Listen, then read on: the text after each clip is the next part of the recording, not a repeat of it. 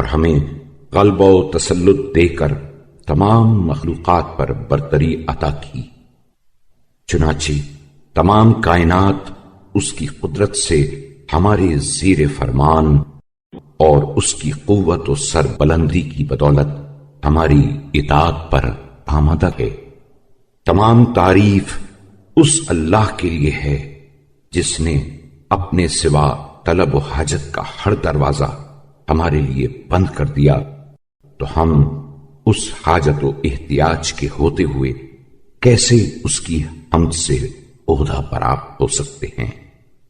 اور کب اس کا شکر ادا کر سکتے ہیں؟ نہیں، کسی وقت بھی اس کا شکر ادا نہیں ہو سکتا۔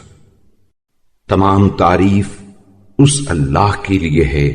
جس نے ہمارے جسموں میں پھیلنے والے اعصاب اور سمٹنے والے عضلات ترتیب دیے اور زندگی کی آسائشوں سے بہرہ مند کیا، اور کار و کسب کے اعضاء ہمارے اندر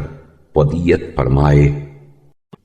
اور پاک و پاکیزہ روزی سے ہماری پرورش کی، اور اپنے فضل و کرم کے ذریعے ہمیں بے نیاز کر دیا، اور اپنے لطف و احسان سے ہمیں نعمتوں کا سرمایہ بخشا۔ پھر اس نے اپنے اوامر کی پیروی کا حکم دیا تاکہ فرما برداری میں ہم کو آزمائے، اور نواہی کے ارتکاب سے منع کیا تاکہ ہمارے شکر کو جانچے، مگر ہم نے اس کے حکم کی راہ سے انحراف کیا اور نواہی کے مرکب پر سوار ہو لیے۔ پھر بھی اس نے عذاب میں جلدی نہیں کی اور سزا دینے میں تاجیل سے کام نہیں لیا، بلکہ اپنے کرم و رحمت سے ہمارے ساتھ نرمی کا برتاؤ کیا، اور حلم و رافت سے